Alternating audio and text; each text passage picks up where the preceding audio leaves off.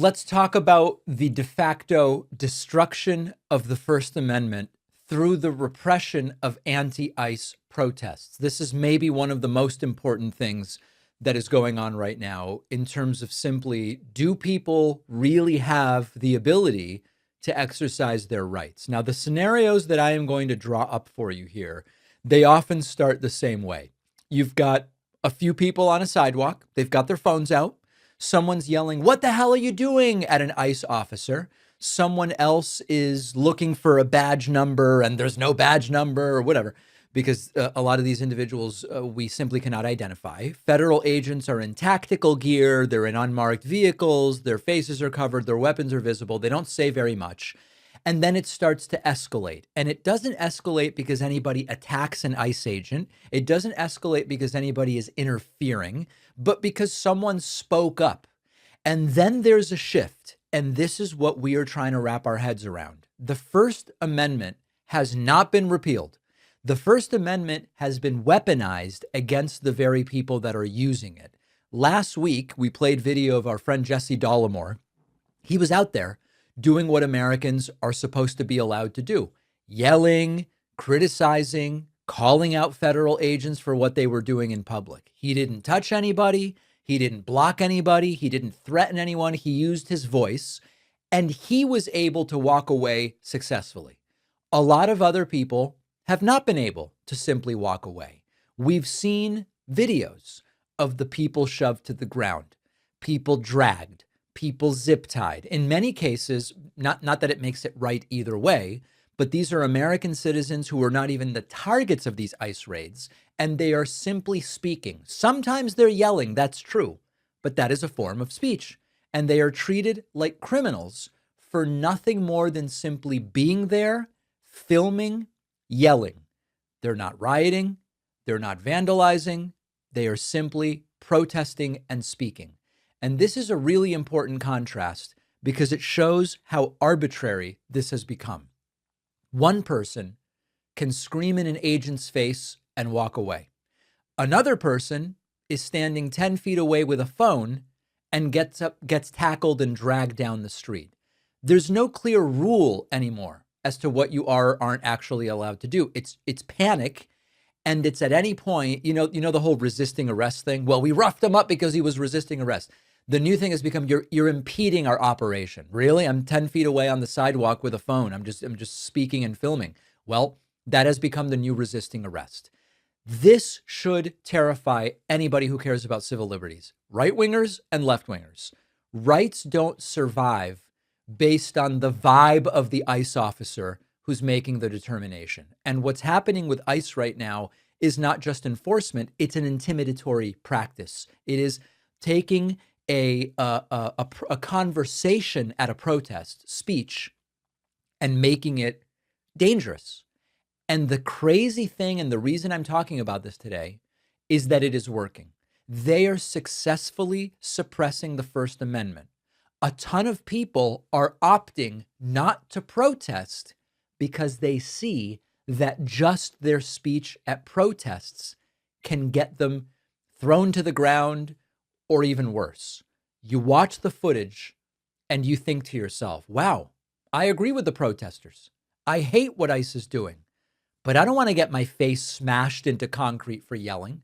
I don't want to get a pepper ball to the head and maybe end up blind. I don't want to lose an eye because of a less lethal round that was fired.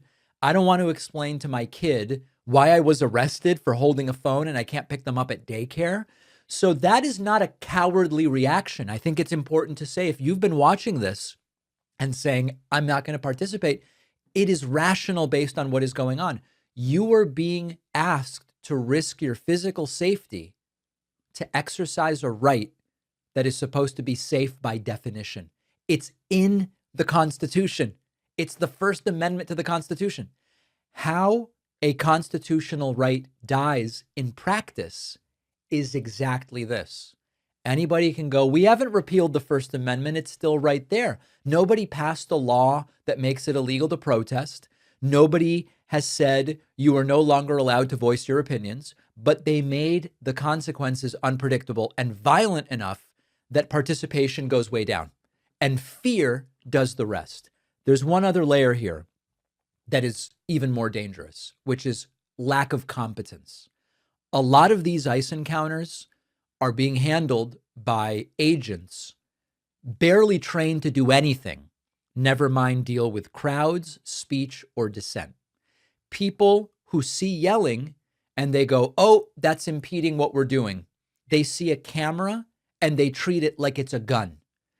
And then they say, your mere presence here is interfering with what we are supposed to be doing.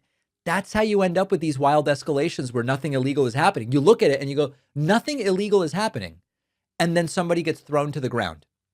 And every second of it feels like it's about to explode. And so when agents are this jumpy and this opaque about their practices and this insulated from accountability, another important thing, everybody's in danger. The bystanders are in danger. The journalists are in danger. People doing nothing but watching end up in danger. And that is how this has crossed a very dangerous line. The cost of speech isn't just arrest now, which, by the way, would be bad enough. It would be bad enough if it was like you protest, you might get arrested simply for speaking. It is now bodily harm up to and including death. Too loud, you might get tackled. Too angry, you say an insult, you might end up getting beaten or dragged. And so when we say, why aren't more people in the streets? People see what happens. And I am not suggesting we need less protest. We need more. But at the individual level, there is a suppression of the First Amendment happening it's sort of like, you pull the slot machine and you don't know what you're going to get. I either lose my dollar or maybe I win 20 or maybe I win 1,000. And similarly, I go to a protest to say I disagree with what is happening in my country, and you might be completely fine, or you could end up injured, arrested, or maybe even dead.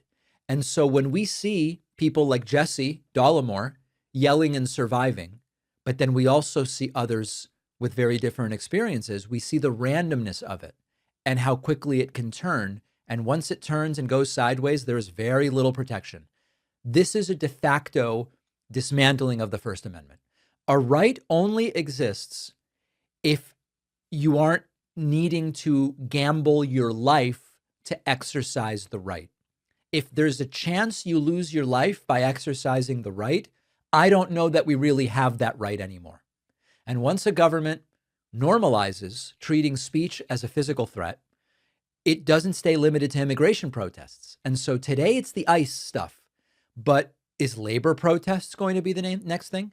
Climate protests, anti-war protests, cop watchers, journalists, anybody who's inconvenient. And so we are going down a very dangerous path right now. Not just that people are getting hurt, but they are. But the message is getting out there. Speak if you want, but you've got to understand what it might cost you. And it might cost you a lot. And when people start deciding that the potential cost for exercising a right is too high, the silence, the self-censorship does the rest. I don't know that I have any suggestions. The first step is identifying the problem, and I want to hear from you. info@davidpakman.com. Appreciate you watching. Stick around for this next video, and don't forget to hit subscribe so you actually see our uploads. You can also catch the full podcast on Spotify and Apple Podcasts.